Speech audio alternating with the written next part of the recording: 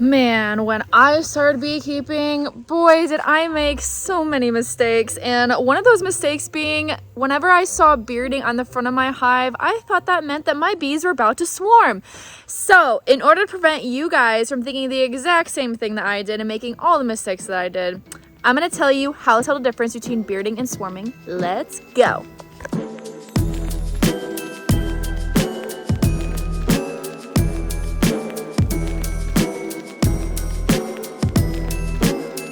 Now, the reason why I'm nervous is because I came out here today and this hive, as you can see, is a giant hive, and I've been pushing it and pushing its limits so that it builds up and gets as strong as possible. Well, during that week time vacation, I really hope they didn't start making queen cells, because this could just be typical bearding, or this could be them wanting to swarm. If I caught it in time, I could take their queen. But so we're gonna go into this hive, but we're gonna check to see what's going on first, because they're just hanging off on the bottom here. Usually they hang up here too, but it also is really humid today, so that also could be a factor. Okay, so it looks like we don't have any full-on bearding going on today. We have a little bit of action on the bottom boards, a little bit of a clusters of bees, but it can be way bigger, and it could actually go up like half of the hive when they're in full beard mode.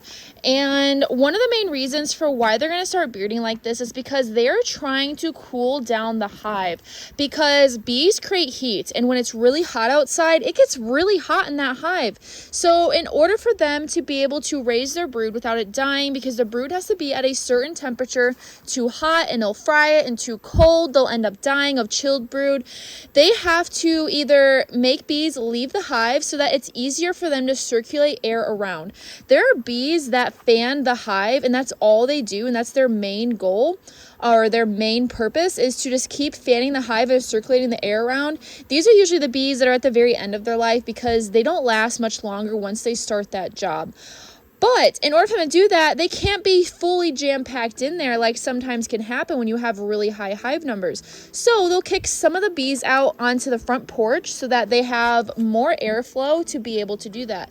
Oh, and it looks like I need to move that box because there's a little bit of a crack, and that's not good. Okay, so the first difference between bearding and swarming is bearding tends to happen. Can I even speak today? Tends to happen on a really hot day. So if you have a high humidity level and you have temperatures above 85, most likely they're just bearding. Whereas swarming will happen on a moderately warm day. It generally happens in the springtime and early summertime. And there are some genetics of bees, or it could just be the bees in general. I haven't really been able to figure out what exactly causes it yet, but some hives will still send out swarms in August, and I have no idea why. Like, even when there's nothing coming in, or there's even just like a little bit of a flow, they'll still send out a swarm even though winter's right around the corner. So keep an eye out for that as well. But generally, if you see a really high temperature for that day, that's generally going to be bearding, not swarming. And to kind of piggyback off of that, how the time of year that it generally happens, like I said, swarming is usually early spring to early summer, and then maybe in August, whereas bearding is going to be mostly through July and August. But I've been hearing that it's been really hot in some of the southern states this year, this summer, so I'm sure there is probably a lot of bearding going on way sooner than that. Okay, and then one way to tell by just looking at your hive. So when you go to your hive and you see that they are just all calm and they're working in unison, there's a lot of orientation flights going on right now. That's what you see happening right here. But see how they're just chilling out here on the front, and they're just minding their own business, doing their own thing. This is going to be a sign of bearding. Whereas if you were to hear a loud roar and there was a lot of chaos going on in front of this hive, where bees were just flying out all over the place and that there was like a cloud or something above them, then that would be a sign of them swarming. But at that point, it's too late, because they're swarming right now. Also, generally, time of day wise, you'll see swarming happening in the early to mid afternoon. They're going to want to do that as early as possible so that they have time before sundown to set up location and find their final destination. Whereas bearding is going to happen in the late afternoon generally. You don't really see it in the morning. You might see it going into the nighttime, but eventually they will end up moving back in the hive. Now, in some circumstances, I have heard of the bees being out on the front porch all night long. And in that circumstance, you probably should add on another box because they need some extra space because there's so many bees in there. But just because there's a lot of bees does not mean that's going to push them to swarm. Because if you have a newer queen, a lot of times she's going to be very cautious with swarming because she's new and she's young. So she doesn't really want to get out of the hive. She just established herself. So keep that in mind too. When I first started beekeeping, this is actually how I ended up falling in love with beekeeping. The very first time I went out and checked on my bees, well, let me rewind. I put bees in my hive. There was already built out comb in it. I was gifted the hive and I put bees in it. And then I literally did not touch it for 2 months. Yeah, I didn't know anything about bees when I first started. But then when I first went and checked on my bees, the reason I did it is because the landowner had said he saw them out on the front porch like that, bearding up. Literally, there was 3 boxes on the hive. They were bearding up to the bottom of the 3rd box. So he was like, hey, they're probably going to swarm. You should probably do something about it. So I looked up a little bit of information, decided that I should probably do a split because, yes, they're about to swarm. So in a panicked state, I bought a bunch of boxes and went out there and did the split. Well, when this happened, I had a cheap bee suit and I didn't really know what I was doing, and the bees hadn't been touched in months, so they didn't even know what it was like to be worked, and they were mad. And to make it even worse, when I first started into the hive, I thought, so they started getting mad and they started stressing me out because, of course, I was a new beekeeper. I wasn't used to that roar. So I was like, okay, I'm going to step back for like a couple minutes and just let them calm down and let them have their space. And then I'm going to try again. Well, don't ever do that. Because the bees work off of pheromones.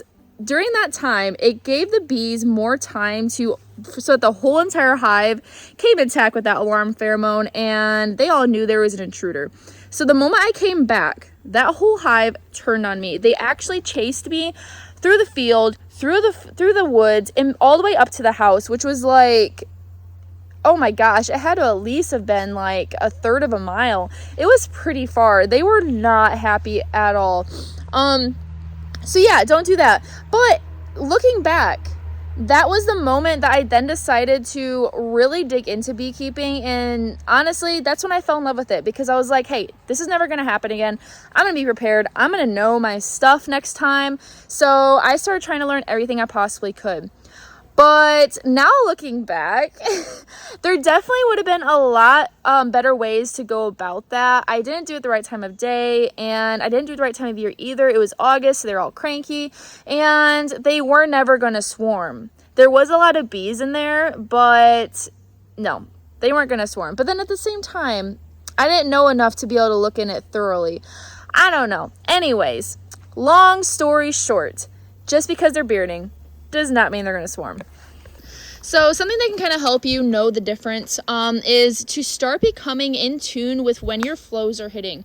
And the way that you can do this is if you pick up a frame in your hive and you see that like glistening, very, very thin, watery syrup. I wouldn't even call it syrup because it's so watery. That would be nectar in the cells, and you shake it and it all comes like flying out. That means you're on a flow. Now, if you see a lot of it and you see a lot of thick honey coming in, that means you're on a really heavy flow. But generally bees swarm right before the flow hits so that they have enough resources to then build up their future hive in their new home. So becoming in tune with the flows and when they hit and noticing in your hive when you're on one will help you figure out if they're going to swarm and when they're going to swarm. Because if there's not a flow coming in, they're not going to swarm unless literally they're so jam-packed and crowded that they have no choice. But that's also still not that common. And to help with that bearding, make sure you give a little bit of ventilation to your hive. You can do this by putting like coins, like quarters or nickels or dimes or pennies underneath your lid so that it raises it up a little bit. This will give it a little bit more of a gap so that air can flow out, kind of like a chimney effect. And they can circulate air a lot better. You can also do this in between your boxes if you want to give a little bit more airflow. But also keep in mind, this time of year is robbing season, so just be careful when you're doing that. But other than that, like really, it's okay if they are bearding. The population numbers are going to go down. We are in the tail end of our year, so you're going to start seeing those numbers go down anyways, and you want to have a strong hive going into winter. So I wouldn't be too concerned about it if they are just bearding, because it's honestly just going to set you up really good for the winter time. And even better, if you're in one of the lucky states that actually has a fall flow. So I hope that was helpful. Just like us, bees like to go sit outside on their front porch and complain about how hot it is. That is exactly what bearding is. So today's question is from Anadiah4582. I know I pronounced that wrong, so I'm so sorry. Why do you want them to store sugar water in the comb? So this was from one of my last videos talking about ways you can feed your hives so that you can put on weight for the winter time so they have enough food for the winter.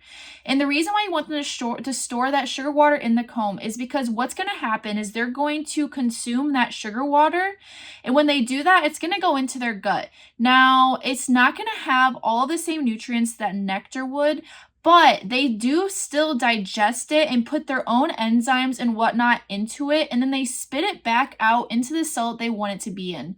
And they turn it into a form of honey. Now, it's not technically real honey. You couldn't use that to sell because, like I said, it doesn't have everything in it that nectar normally would, all of the nutrients and micronutrients that are in nectar.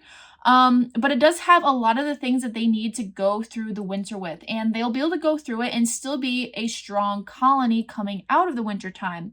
So if you want your hives to be strong enough and heavy enough for wintertime and not starve, because that's a really big problem in a lot of our northern climate beekeeping folks. So two of the main nutrients that bees need to survive is protein and carbohydrates. So that sugar water is going to provide them the carbohydrates that they need in order to make it through the winter time.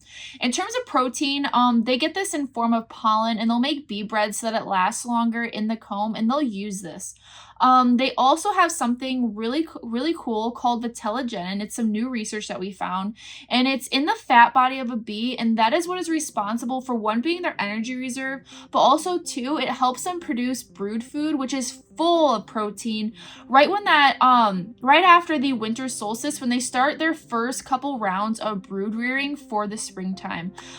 So both are really important, but carbohydrates has to be almost more important. They're both equally as important, but if you don't have enough carbohydrates, your hive will end up starving to death because that is what they use for energy. I hope that was helpful. Thank you for asking that question, and let's get back. And I hope your beekeeping season is going great and it finishes off great. And if you're a new beekeeper, I am crossing my fingers for you that your hives make it through the winter. Now's the time that you need to start preparing. Don't wait, trust me. And I guess that's it for me today. I will see you guys soon, and don't quit, be fit.